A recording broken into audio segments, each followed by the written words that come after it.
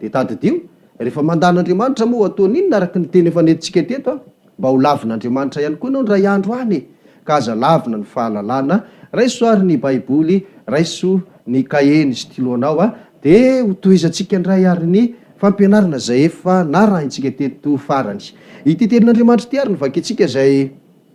teny novakila teto farany de etsika nomboana ny ty androany ty mba isin'ny fanazavana mazava tsara mba ho fantatsika ny tena evitry ny soratra masina Jaona toko fahavalo andininy 7:7 Jaona toko fahavalo andininy 7:7 dia na ny voalohany tapany voalohany any ary vakitsika de efa mety zao ary nivaka ny teny amin'ny anaran'i Jesosy Tompo ianareo avy tamin'ny devoly rainareo ka zay sitraky ny rainareo no tianareo atao izy de mpamono olona hatramin'ny taloha ary tsy nitoetra tamin'ny marina satria tsy misy marina aminy raha mandainga izy de ny azo ny lazay satria mpandainga izy sady rain'ny lainga ity teny ity zany dia ndraindray tsy mahafaly ny olona mihitsy ny maheno azy normalina be le izy ary rariny raha ohatra ka tsy ho faly ny olona satria izy amintsika zay mpanaraka amin'ny fandarana moa raha teneniko hoe tena hoe ianao ngeo zanaky ny devoly tonga ianao de ohatra ny tezitra be mihitsy tena tezitra be mihitsy ianao fa zao eno tsara nge le tenin'Andriamanitra iza moa no nanatrika an' Jesosy tamin'io ireo olona izay atao hoe mpivavaka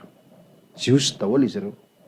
izay tena hoe fiangonan'Andriamanitra tamin'izany olon'Andriamanitra tamin'izany vahoakan'Andriamanitra tamin'izany kanefa de rehefa ny teny tamin'i Jesosy de hoe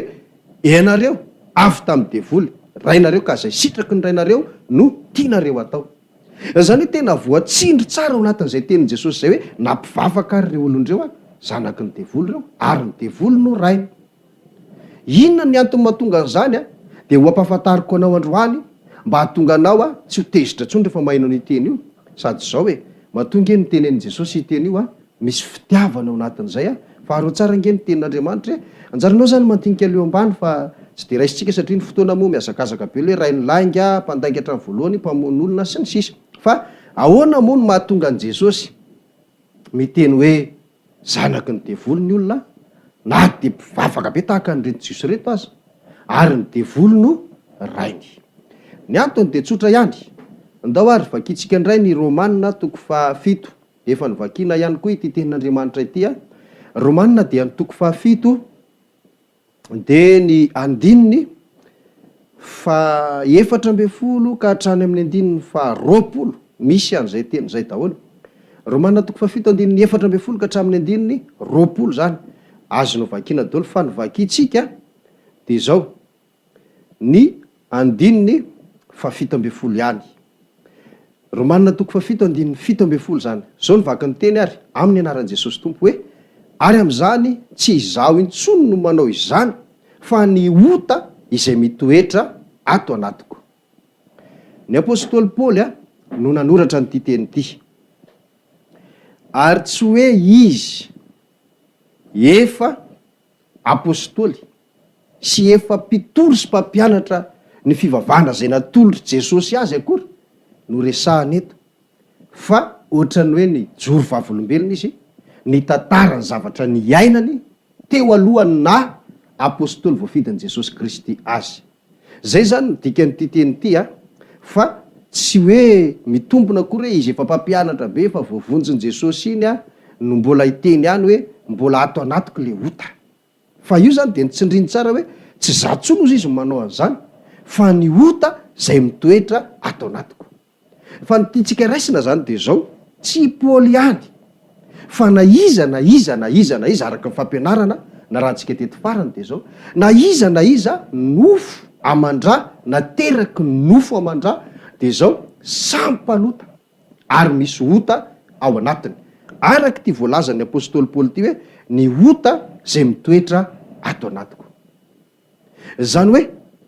efa nampianariko teto zany fa de zao nanomboka tany amin'ny Adama sy Eva ota iny niditra tao anatin'ny olona tamin'ny voalohany aloha vao vitan'Andriamanitra Adama sy Eva de zao tsisy ota tao anatiny fa fanamasina tao anatiny zany hoe Andriamanitra no nitoetra tao aminy tamin'ny alalan'ny fanamasina fa rehefa nanota izy zany hoe nandika ny lalàn'andriamanitra dia niala io fanahy masina io, zany hoe niala tao anatiny koa andriamanitra, dia zay no natonga le hoe tafasaraka an'izay ny andriamanitra sy ny olona, nialan'andriamanitra ny olona. Dia rehefa niala iny dia niota ny niditra tao, nisy olo-toerana n'le fanahy masina izay nisy olo-toerana n'andriamanitra ihany koa. Dia ota zay no nanjary niditra tao, dia iny moa nitondra fahafatesana tamin'ny olona. Iny ota iny nefa fantary tsara hoe tsy avy amin'andriamanitra iny fa avy amin'iza moa. Vakitsika hoe avy aiza na avy amin'iza le ota mitoetra ao anatin'ny olona fa tsy hoe mitoetra ao anatin'ny Jaona ihany. Akory Jaona voalohany toko 7 tsy hoe mitoetra ao anatin'ny Paoly apôstôly ihany azafady Jaona voalohany toko 7 dia ny andininy 9. Jaona voalohany toko 7 andininy 9. Zao ny voalazan'ny teny ary amin'ny anaran'i Jesosy Tompo. Zay manota dia avy amin'ny devoly, satria ny devoly manota hatramin'ny voalohany. Izao no nisehony zanak'Andriamanitra dia niandrava ny asan'ny devoly. Tadidio tsara zany fa zao raha niditra tao anatin'ny Adama sy Eva le ota, tsy avy amin'Andriamanitra iny ota iny fa avy amin'ny devoly. Fa le fanahy masina talohan'ny ota iny no avy amin'Andriamanitra. Dia rehefa nanota le olona dia niala le avy amin'Andriamanitra dia niditra le avy amin'ny devoly. Dikan'izay raha Andriamanitra ny tompo-toerana tao anatin'ny olona fony izy mbola tsy nanota, rehefa nanota kosa izy ny devoly indray lasa tompo-toerana tao anatiny. Mbola afaka tohizantsika ihany, raha Andriamanitra ny tompo-toerana tao anatin'ny olona tamin'ny voalohany, zanak'Andriamanitra izy zany satria ao anatiny Andriamanitra. Fa rehefa tsotsony kosa iny noho ny fahotana zay niditra tao anatiny dia ny devoly indray no anatiny, zanaky ny devoly le olona. Zay ny zavatra fantaro tsara zay fa tsy hoe tsy fitiavana akory na tonga an Jesosy ny teny an'iny, fa be dehibe zany amin'izao tsika miteny zao no mitovy toerana amin'ireo olona no tenen'i Jesosy fa iny ireo. Satria mihevitena hoe tena mpivavaka, mihevitena hoe tena zanak'Andriamanitra, mieritreritra ny tenany hoe tena izy no andova ny fanjakan'ny lanitra, izy ny tena zanak'Andriamanitra. Nefa rehefa jerena zanaky ny devoly, ary tsisy afaka miala amin'io na malagasy na vazaha na aiza raha mbola samy olombelona nateraky ny nofo amandra. Satria voalazan'ny Jaona toko 7 andininy 9 dia izao ny voalazan'ny tenin'Andriamanitra hoe zay teraky ny nofo dia nofo, ary zay teraky ny fanahy dia fanahy. Dia iny le fanahy mafisitsika araky ny voalazan'ny Romanina toko 5 andininy 12 zay manambara hoe olona iray no nidiran'ny ota fa natratra ny olona rehetra sy ny taranany rehetra ny fahafatesany. Satria nahoana raha niditra tao amin'ny olona anankiray dia i Adama sy Eva ny ota tamin'ny voalohany, dia ny zaza naterany rehetrarehetra tonga dia misy ota avokoa tao anatiny. Dia zay no natonga le Romanina toko 7 andininy 10 milaza hoe tsy misy marina na dia iray akory aza fa samy efa mpanota izy rehetra na jiosy na jentily izy. Dia atramitsika amin'izao taranak'izao ary na firenena aiza na mpivavaka na tsy mpivavaka dia ny tadidio dia zao samy misy ota daholo ao anatiny, samy andevon'ny ota daholo araky ny Romanina toko 7:4 ny tsy diantsika teo. Ary rehefa samy andevon'ny ota dia zao samy zanaky ny devoly daholo. Zay ny tadidio zay. Dia indraindray misy ny olona tsy mety mino an'izany ary zany nataoko hoe mampalahelo antsika ihany satria teny voasoratra ane zany. Ary zaho amiteny aminao hoe matotonga ao aminao zao fandarana zao ampiariary, ampibaribary ny marina, ampiseho sy ampafantatra anao ihany koa hoe tonony atao hoe fandrika, izao natao hoe fitaka, dia ho fantatro tsara zany ty misy fitaka, ty misy fandrika, ty misy marina. Dia ianao no misafidy andeha any amin'le lalana mamitaka ve, sa andeha ao anatin'le lalana misy fandrika, sa andeha anaraka ny lalana tena izy sy ny tena marina. Anjaranao zany mahafantatra zay ka mino fa raha tena hoe raha isika amin'ny fiainana manokana mihitsy hoe andeha ho any an-tany lavitra ianao, tsy mahita lalana ianao ary tsy mahita an'le tanàna zay alehanao, tonga ianao mifanena amin'ny tompo tanàna manontany ezaka ny lalana makary, misy lalana anankitelo manoloana anao, za tena mino fa raha olona tsara ny manoro anao a hoe aty lalana raha hoany ianao fa aty misy biby masika aty ndray ohatra ny lalana ratsy be mety misy kady latsaka any ianao a fa aty ny lalana tsara ty ity andehanana za tena mino fa tsy maintsy ino ny andananao ka ohatran'izay zao zavatra manoloana antsika zao fa ndraindray araisitsika foana hoe nempastera tsy fitiavana nempastera tena fanaratsiana nempastera zao sy ny sisa tsy zay fa de zao mampahafantatra ny atao hoe marina izahay ndao ary jerentsika hoe re olona rehetrarehetra reo a nanomboka tamin'ny adama sy eva ka hatram'izao androtsika zao ze nateraky ny vehivavy na de ataontsika am'zao minitra itenenantsika zao ary a misy zazakely teraka any raha mbola miboridana iny a tonga de marika hoe misy ota ao anatiny ka na hatram'ny taloha na hatram'izao zany a de tady didolo fa zay foana misy ota ao anatiny andevony ota izy zanaky ny devoly izy de io a no miteraka fiainan-dratsy eo anatin'ny olona araka le voalaza tao am'le romanina teo ihany le toko fafito teo le voalazan'ny apôstôly paoly hoe misy faniriana ihany ozy izy tianao tsara tao anatiko a saingy tsy mety vitako mihitsy fa le ratsy de zay tena tsy tiako sady tsy safidiko zay foana ozy izy mivitako eo amin'ny fiainako inona ny antony andevon'ny otany dikan'izany de zao a manamafy an'iny koa ny tenin' jesosy kristy a any amin'ny jaona toko 9 zay efa tsy diantsika teo fa de hoe akandininy anankiray tsikana marinana zay jaona toko 9 a de ny andininy fa 4:telopolo jaona toko 9 andininy fa 4:telopolo amin'ny anaran'i jesosy zao ny voalazany teny ary jesosy namaly azy hoe lazaiko aminareo marina de marina tokoa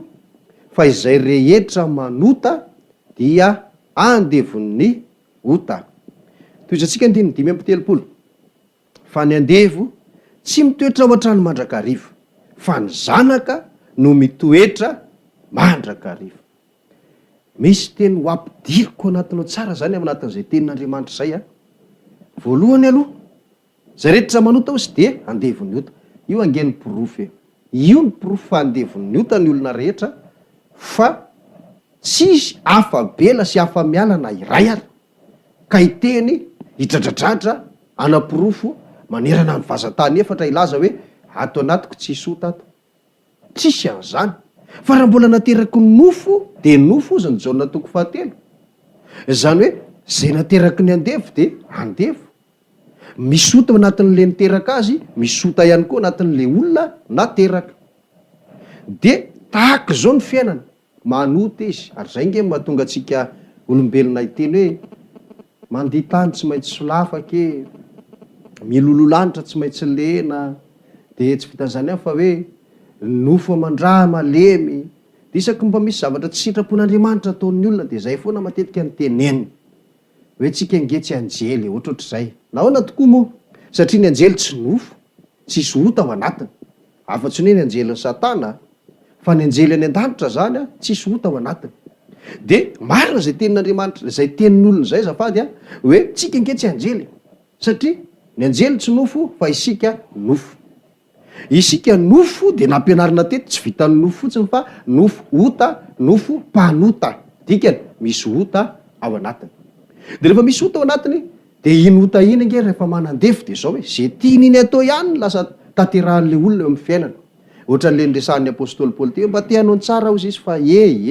tsy hita mihitsy fa le ratsy ihany ny vitako inona ny anton'izay tsy izy fa le ota ao anatiny zay lasa tompony lasa manandevo azy manery azy mibaiko azy mitarika azy mitaona azy zany nataon'le ota rehefa manandevo ny olona ary izy raha ohatra ka hitaonany olona tsy hanao tsara zany a satria ny dikan'ny ota nge tsy hoe egalina ota egalina fanaovana ny tsary fa ota egalina fandikana lalàny jaona voalohany toko 7 andininy fa 4 ota egalina fandikana lalàny fahitatsika zany zay ihany ny fantatry ny ota ka rehefa manetsika an'le olona izy de zay ihany nitariany an'le olona andika lalàna anota foana de zany no anaporofona zany nizanisa zany olona manota de le ota ao anatiny no mitarika anazy zay no natonga jesosy ny teny hoe zay rehetra manota ozy izy dia andevon'ny ota fa nampidirin' jesosy eto ity teny ity zay tokony ho fantatsika tsara eo amin'ny 5:telopolo zao ny voalazany averiko indre mandeha fa ny andevo tsy mitoetra ao an-trano mandrakariva fa ny zanaka no mitoetra mandrakariva. Zava-marina eo amin'ny hoe tena fiainana akapobeny zay teny zay a,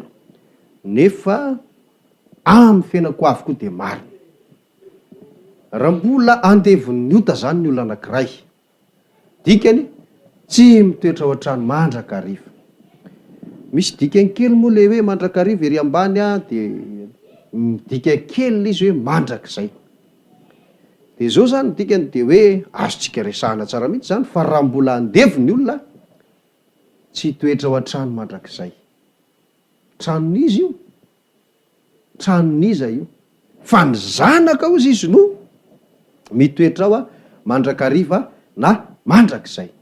Tranon'iza io, zay ny zavatra tiako ho fantatra. Tsy tranonao io akory, tsy tranon'ny namanao io akory, ary tsy tranon'ny pastoranao io akory, fa zao ny tranon'Andriamanitra io, tranon'Andriamanitra io. Ny dikany de zao, ny zanak'Andriamanitra ihany no hitoetra mandrakizay ao an-tranony, fa raha mbola tsy zanak'Andriamanitra ny olona tsy hitoetra ao an-tranony. Andao ary raha marintsika hoe raha andevo izy zany, dikany tsy zanaka tsy hitoetra ao an-tranony. Raha ohatra kosa izy ka tsy andevo fa zanaka hitoetra ao an-tranony. Inona moa ny dikan'le hoe hitoetra ao an-tranony? Iverina ary amin'ny bokin'ny Romanina indray tsika, dia ny toko 9. Romanina toko 9 andininy 17. Romanina toko 9 dia ny andininy 17. Zany hoe ity moa fa vakitsika ny andininy 9 sy ny teo amboniny a, fa ny 17 avy hatrany tonga dia vakitsika ary. Ary raha zanaka dia mpandova, eny sady mpandovan'Andriamanitra no mpiray lova amin'ny Kristy koa, raha miara-miaritra aminy isika mba hiara-manamboninahitra aminy koa. Zay zany. Manamafy an'le jaune teo ihany le hoe ny andevo tsy mitoetra fa ny zanaka no mitoetra. Mitoetra aiza ao an-trano mandrakariva. Inona le hoe trano? Resahana eto ary le izy hoe raha zanaka ozy izy de mpandova, eny sady mpandovan'Andriamanitra ny mpiray lova amin'ny Kristy. Ahoana moa zany hoe mandovan'Andriamanitra zany? Dikan'izany ke de zao, Andriamanitra ange tsy manana lova omenantsika eto amin'izao tany zao e. Fa ny lova ampanantenan'Andriamanitra antsika de tsy misy afa-tsy ny atao hoe tany vaovao, lanitra vaovao, any amin'le atao hoe fiainana mandrakizay. Zay ihany, zany hoe dikan'izay teny zay zany de zao, zay zanak'Andriamanitra ihany no andova fiainana mandrakizay. Fa raha mbola tsy zanak'Andriamanitra le olona, fa mbola andevo, zany hoe mbola zanaky ny devoly, de mazava be tsy andova fiainana mandrakizay. Zay ny voalazan'ny teny io. Ka ny toerana misy antsika nefa hatreto de hoe zanaky ny devoly. De enao zany mety manontany amin'izao fotoana zao, za zany tsy zanak'Andriamanitra satria mbola misy ota atao anatiko, nateraky ny olona manana ota aho, zanaky ny devoly a, manaiky an'izany a, ekeko koa ty tenin'Andriamanitra ty zany. Dikany de hoe tsy mpandovan'Andriamanitra tsy azo fiainana mandrakizay a, amarintsika zay tenin'Andriamanitra zay a, fa tsy enao loatra mieritreritra zay, fa ny Baiboly de fa manamarina mihitsy tenin'Andriamanitra vakitsika farany. Korinthianina voalohany toko 5:10. Korinthianina voalohany toko 5:10 dia ny andininy 15. Korinthianina voalohany toko 5:10.